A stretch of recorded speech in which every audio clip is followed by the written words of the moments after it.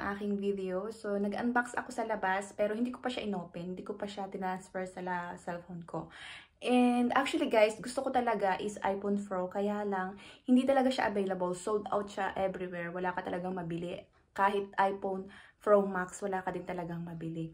So, since tinignan ko naman yung mga review sa difference ng Pro 13 at yung regular 13 is okay lang naman siya. So, konti lang naman yung difference nilang dalawa.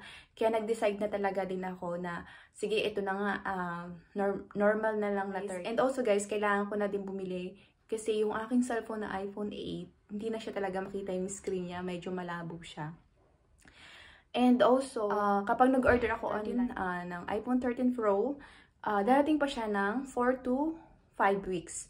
So, at that time, wala na ako dito. So, kaya hindi talaga para sa akin siguro yung Pro. Kaya, sige, nag-decide na ako ng 13 na lang.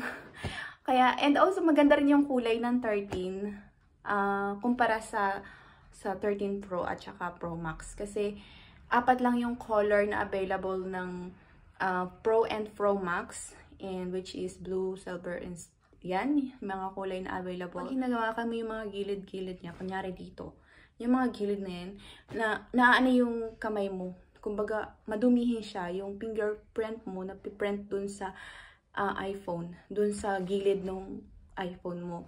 So, talagang kailangan bumili ka ng case para sa Pro and Pro Max. Aside dito sa 13, hindi mo na kailangan bumili ng case.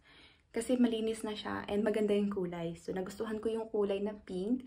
Kaya, sige na nga, go na. Yun guys, so, na-share ko lang sa inyo. Thank you so much for watching my vlog. I see you in my next video. Bye!